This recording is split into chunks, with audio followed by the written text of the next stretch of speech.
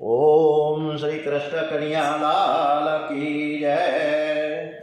श्री गणपति महाराज की जय। ओम विघ्नेश्वराय वरदाय सुरप्रियाय लंबोदराय सकलाय जगद्विताय नागाननाय श्रुतयज्ञ विभूषिताय गौरीसुताय गणनाथ नमो नमस्ते। श्री गणपते नमो नमः। ओम श्री हनुमान जी महाराज की जय। श्री रामचंद्र भगवान की जय। श्री सोमनाथ महादेव की जय। श्री भूतनाथ महादेव की जय। श्री डोंगरे जी महाराज की जय। श्री कृष्ण कन्हैया लाल की जय। बाल कृष्ण लाल की जय। श्री गायत्री मात की जय। ओम श्री भारत माता की जय। ओम नमो भगवते वासुदेवाय। ओम श्री भागवत भगवान जी महाराज की जय।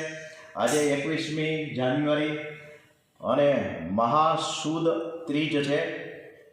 આજે સરસ મજાનો બુધવારના દિવસે આજની કથા શ્રી કૃષ્ણ મથુરામાં શું લીલા કરે છે એ કથા આપણે શ્રી કૃષ્ણ પરમાત્માને સરસ રીતે સંભળાવીએ એવા ભાવ સાથે ઓમ નમો ભગવતે વાસુદેવાય। શ્રી કૃષ્ણ મથુરામાં પધારે છે।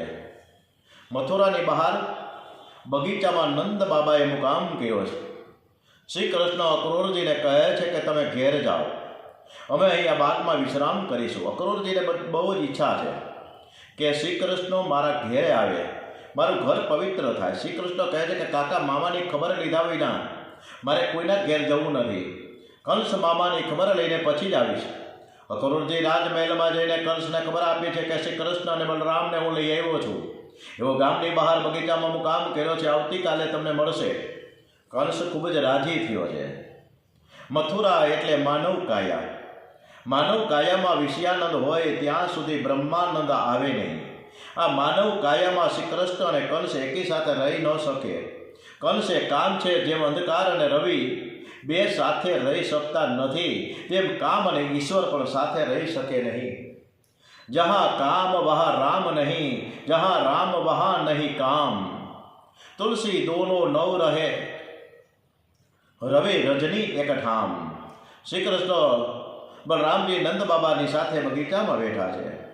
યશોદા મૈયાએ કનૈયાને ભાવે એવી દૂધની અનેક સામગ્રીઓ બનાવીને આપી છે। એઓ બાળ મિત્રો સાથે ભોજન કરવા બેઠા છે। શ્રી કૃષ્ણ પોતાની માને પહેલીવાર છોડીને આવ્યા છે। જમવા બેઠા ત્યાં માનું સ્મરણ થાય છે, માનો પ્રેમ યાદ આવે છે। શ્રી કૃષ્ણ ભોજન કરી શૈકાની આંખમાંથી આંસુ નીકળી ગયા, કોળિયો હાથમાં રહી ગયો। નંદ બાબાની નજર શ્રી કૃષ્ણ ઉપર પડી। બાબા પૂછે, તું ભોજન કેમ કરતો નથી?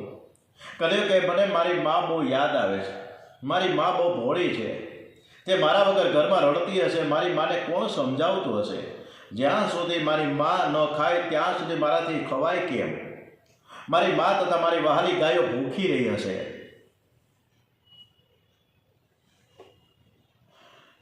પ્રાતઃકાળ થયો છે। ગ્વાલ બાળ મિત્રો કન્યાને કહેવા લાગે, કન્યા તું અમને મથુરા નહીં બતાવે? બધાએ નંદ બાબાની આજ્ઞા લીધી છે। નંદ બાબાએ શિખામણ આપતા કહ્યું કે તમારે મથુરા જોવું હોય તો જાઓ, પણ તોફાન કરતા નહીં। આ કાંઈ ગોકુળ ગામ નથી, આ તો કંસ રાજાની રાજધાની છે। કન્યાની નહીં પણ કંસ રાજાની જયકાર કરવી પડે। કન્યાની જય બોલો ને કદાચ કોઈને ખોટું લાગે તો ગોવાળ મિત્રો સાથે રામકૃષ્ણ મથુરામાં પ્રવેશ કરે છે। શ્રી કૃષ્ણે મહાદ્વારમાં પ્રવેશ કર્યો। તરત જ બાળકો રોજની ટેવ પ્રમાણે કૃષ્ણ કન્હૈયા લાલ કી જય, બાલકૃષ્ણ લાલ કી જય, દ્વારિકાધીશ કી જય, રણછોડ રાયજી મહારાજ કી જય, બાંકે બિહારી મહારાજ કી જય જય જયકાર શરૂ થઈ ગયો। નંદ બાબાની શિખામણ સૌ ભૂલી ગયા। જય જયકારના શબ્દો મથુરાની સ્ત્રીઓના કાઢે પડ્યા છે। દરેક સ્ત્રીઓ પોતપોતાનું કામ પડતું મૂકીને શ્રી કૃષ્ણના દર્શન માટે આતુરતાથી દોડે છે। કોઈ તો હાથમાં કોળીઓ લઈને, તો કોઈ સ્ત્રી બાળકને દોડાવતી હતી તે બાળકને નીચો પડતું મૂકીને દોડે છે। છોકરો તો રોજનો છે, કૃષ્ણ દર્શન ક્યાં રોજ થવાના છે? બાળક જોર જોરથી રડે છે, પણ તેનું સાંભળે કોણ? દર્શનમાં જ્યારે આવી તન્મયતા થાય ત્યારે ખૂબ જ આનંદ આવે છે। જીવ આવી આતુરતા કેળવે ત્યારે જ પરમાત્મા દર્શન આપે છે. રસ્તામાં કંસ રાજાનો માનીતો ધોબી મળ્યો. તે કંસ રાજાના કપડાં લઈને રાજમહેલમાં જતો હતો. આ ધોબી રામા અવતારનો છે, જેણે શ્રી રામની નિંદા કરી હતી. નિંદા કરનારો ફરી કૃષ્ણ અવતારમાં પણ ધોબી થઈને આવ્યો છે. નિંદા નરક સમાન છે. નિંદા કરનારો જીવ કદી સુખી થતો નથી, એનો છુટકારો જલ્દીથી થતો નથી. ધોબી પાસે શ્રી કૃષ્ણ ભગવાને કપડાં માંગ્યા. કંસનો ધોબી દુષ્ટ જીવ છે. તે કૃષ્ણના અકળમાં રહીને કહે છે કે તમારા બાપ દાદાએ આવા કપડાં કોઈ જોયા છે? આ તો કંસ રાજાના કપડાં છે. આ કંઈ તમારું ગોકુળિયું ગામ નથી, આ તો શહેર છે. હમણાં સિપાહીને બોલાવીને તમને પકડાવી દઈશ. ધોબી ભગવાનની નિંદા કરવા લાગ્યો છે. મોટા ભાઈ બલરામજીથી આ સહન ન થયો. એકે કન્યાને મરણનો શ્રીપાત થયો, લાગે છે તું એને માર. મોટા ભાઈનો હુકમ થતાં જ કન્યાએ આ ધોબીના મુખ ઉપર એવી થપ્પડ મારી કે એનું ધડ અને ડોકું જુદા થઈ ગયા. માનવ જે અંગથી વધારે પાપ કરે છે, અંતકાળમાં પ્રભુ એ જ અંગને વધારે સજા કરે છે. પ્રભુ સરળ સાથે સરળ છે, કુટિલ સાથે કુટિલ પણ છે. આગળ જતા રસ્તામાં શ્રી કૃષ્ણને સુદામા માળી મળ્યો છે. એણે પ્રભુને માળા પહેરાવીને સાથે સાથે તેને ગોપ મિત્રોને પણ માળા પહેરાવી. ત્યારબાદ રસ્તામાં કંસની દાસી કુબ્જા મળી, જે ત્રણેય ઠેકાણેથી વાંકી હતી. એ હાથમાં ચંદનનો કટોરો લઈને જતી હતી. ચંદન અને વંદન મનુષ્યને નમ્ર બનાવે છે. કબજા પ્રભુને ચંદન અર્પણ કરે છે. ચંદન હૃદયને શીતળતા આપે છે. શ્રી કૃષ્ણ તેના પર પ્રસન્ન થાય છે. શ્રી કૃષ્ણ વિચાર્યું, કુબ્જાએ ચંદન આપી મારા રૂપમાં વધારો કર્યો છે, તેથી હું એને સુંદર બનાવું. પ્રભુએ કુબ્જાના પગ ઉપર પગ રાખી તેને હડપચી પકડીને એવો આંચકો માર્યો કે તેના ત્રણ અંગ સીધા થઈ ગયા. વાંકી કુબ્જા સીધી સરળ બની ગઈ, રૂપવતી બની ગઈ.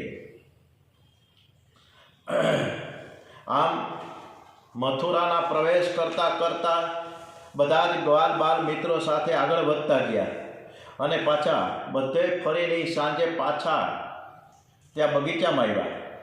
રાત્રે ભોજનનો સમય થયો છે. વ્રજવાસીઓ ખૂબ જ સામગ્રી લાવેલા, પરંતુ શ્રી કૃષ્ણની યશોદામાની યાદ સતાવે છે. ગંગી ગાયની યાદ આવે છે.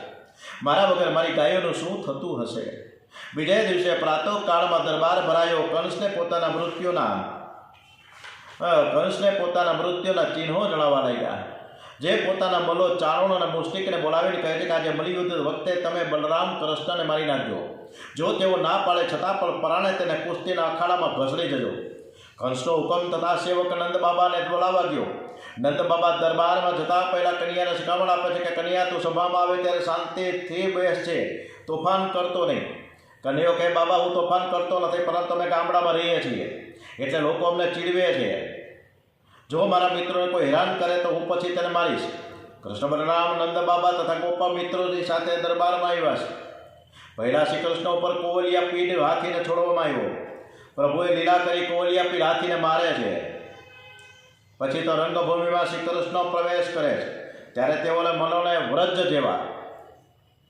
વજ્ર જેવા, સામાન્ય પુરુષોને નવરત્ન જેવા અલગ અલગ સ્વરૂપમાં કૃષ્ણ ભગવાન દરેકને દર્શન આપે છે. મલોને વજ્ર જેવા દેખાય, સામાન્ય પુરુષોને નવરત્ન જેવા, સ્ત્રીઓને મૂર્તિમાન કામદેવ જેવા, ગોવાળિયાઓને સ્વજન જેવા, રાજાઓને શાસક જેવા, વડીલોને બાળક જેવા, કંસને મૃત્યુ રૂપે, અજ્ઞાનીઓને વિરાટ રૂપે, યોગીઓને પરમ તત્વ રૂપે, યાદવોને પરમ દેવ રૂપે દેખાણા છે. સુખદેવજી મહારાજ વર્ણન કરે છે કે રાજાના સંસારી અખાડો છે. ચારણ એ મુષ્ટિક એટલે ક્રોધ. આ સંસારરૂપી અખાડામાં મોટા બે પહેલવાન છે, કામ અને ક્રોધ. એમની સાથે કુસ્તી કરવાની છે. અનેક જન્મથી આ જીવ કામ અને ક્રોધનો માર ખાતો આવ્યો છે. જો તમે એક ક્ષણ પણ ગાફેલ રહેશો તો કામ તમારી છાતી ઉપર ચડી બેસે. મનુષ્ય જન્મ ક્રોધનો વિનાશ કરવા માટે અને કામ ઉપર વિજય મેળવવા માટે બલરામ એ શબ્દ બ્રહ્મ છે અને કૃષ્ણ એ પરમ બ્રહ્મ છે.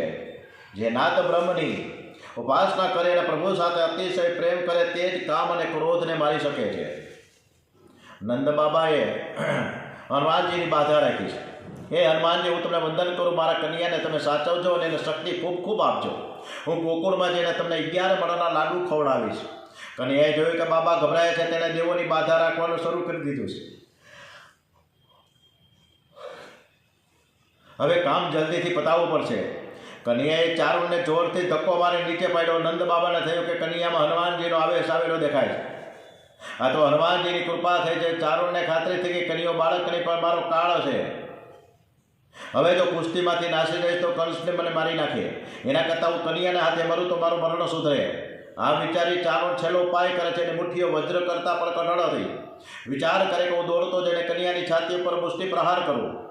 કનૈયો મનમાં કહે કે બેટા તું શું મને મારી શકવાનો? હું સર્વકાળે સાવધાન છું. જે કાફેલ રહે છે તે કામનો માર ખાય છે, પરંતુ કનૈયો તો સર્વકાળ સાવધાન છે. ચારણ ક્રોધ માંડતો આવીને કન્યાની છાતીમાં જેવો મુષ્ટિ પ્રહાર કરવા આવે છે કે તરત જ કનૈયાએ તેને બે કાંડા પકડી લીધા અને પછી ફેરવીને જે પછાડ્યો કે ચારણો તરત જ મૃત્યુ પામ્યો. કૃષ્ણ કનૈયા લાલ કી જય. બલરામજીએ મુષ્ટિકનો વધ કર્યો છે. બોલીએ શ્રી બલરામજી મહારાજ કી જય. કંસ રાજાએ સિપાહીઓને આજ્ઞા કરેલી કે જ્યારે પણ પહેલવાનો આ બાળકને મારે ત્યારે નગારા વગાડજો. ચારણોના મુષ્ટિકનો વધ થયો છતાં સિપાહીઓ તો આંખો મીચીને જોરથી નગારા વગાડવા લાગ્યા છે. કંસ રાજા કહે બંધ કરો, બંધ કરો, બંને બાળકોને મારી નાખો. નંદજીને કેદ કરો, વસુદેવજીનો વધ કરો.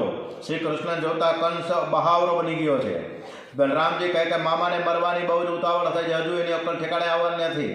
શ્રી કૃષ્ણમાં અનેક શક્તિઓ છે, તેમાં મુખ્ય બે નિગ્રહ અને અનુગ્રહ શક્તિ બતાવી છે.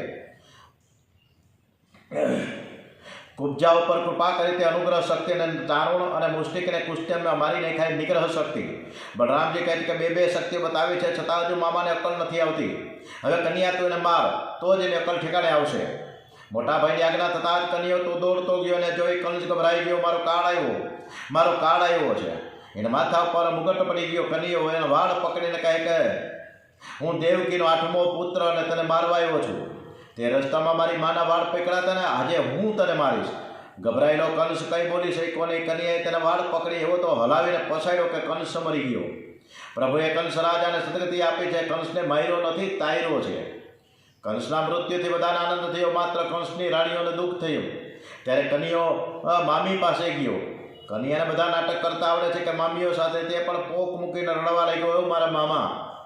કન્યો મામીઓને સમજાવે કે મામી હું 11 વર્ષે મામાને મળવા આવ્યો, પણ મામાને તો હાર્ટફેલ થઈ ગયું છે. કંસની રાણીઓના નામ અસ્થિ અને પ્રાપ્તિ છે.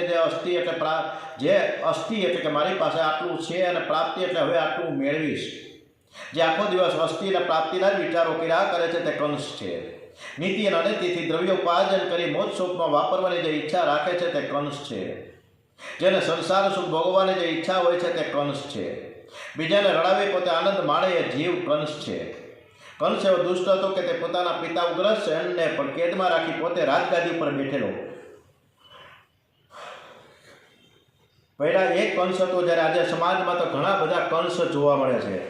જ્યાં જુઓ ત્યાં બધા કંસ ને જ્યાં જુઓ ત્યાં બધા રાવણ આપણને દેખાય. હવે કૃષ્ણ અને વસુદેવ દેવકીને વંદન કરવા કારાગૃહમાં આવ્યા છે. પતિ પત્ની કારાગૃહમાં એ વાળતા નથી, પણ મનને શાંત રાખીને રહે છે. શરીર દુર્બળ છે, સાદા વસ્ત્રો છે. શ્રી કૃષ્ણ દર્શન માટે પ્રાણ તલસે છે. શ્રી કૃષ્ણ અને બલરામ વસુદેવ દેવકીના ચરણમાં વંદન કરે છે. માતા પિતાને હાથે ને પગે મોટી મોટી બેડીઓથી આ જોઈ ભગવાનની આંખમાં આંસુ આવ્યા. શ્રી કૃષ્ણ પોતાના દાંતો વડે માતા પિતાની બેડીઓ તોડી નાખી અને મુક્ત કર્યા છે. પદે પદે પ્રભુના નામનું રટણ કરવાથી બંધનમાં પડેલા સંસારરૂપી કારાગૃહમાં પડેલા અને વસુદેવ દેવકીની જેમ શ્રી કૃષ્ણ મુક્ત કરે છે. વસુદેવ દેવકી 11 વર્ષ સુધી સતત શ્રી કૃષ્ણનું ધ્યાન કર્યું છે. ધ્યાન વગર પરમાત્માના દર્શન થતા નથી. ધ્યાનથી તન્મયતા થાય છે અને તન્મયતા વગર સિદ્ધિ મળતી નથી. આજે 11 વર્ષ પછી કૃષ્ણ મળ્યા છે. બંનેને બોલવાની બહુ ઈચ્છા છે, પણ મોઢામાંથી એક શબ્દ નીકળી શકતો નથી. માતા પિતાનું હૃદય ભરાયું છે. પ્રેમની વાતો જીભથી નહીં પણ આંખથી થાય છે. બંને કૃષ્ણને પ્રેમથી નિહાળે છે. ત્યારે કૃષ્ણ બોલવાનો આરંભ કરે છે. ધર્મ, અર્થ, કામ ને મોક્ષ 4 પુરુષાર્થ શરીર સિદ્ધ કરી આપે. આ શરીર જે માતા પિતા આપે છે તે માતા પિતાના ઋણમાંથી બાળક ક્યારેય મુક્ત થઈ શકતો નથી. હવે માતા પિતાનો ઉપકારને ભૂલશો નહીં. જે માતા પિતાના ઉપકારને ભૂલે તે પુત્ર સુપુત્ર કે સુપુત્ર ન કહેવાય. માતા પિતા એ તો પ્રત્યક્ષ પરમાત્મા છે. જે જગ્યાએ કંસને માર્યા પછી જે જગ્યાએ શ્રી કૃષ્ણ ભગવાને વિશ્રામ લીધો છે મથુરામાં, એ ઘાટનું નામ છે વિશ્રામ ઘાટ.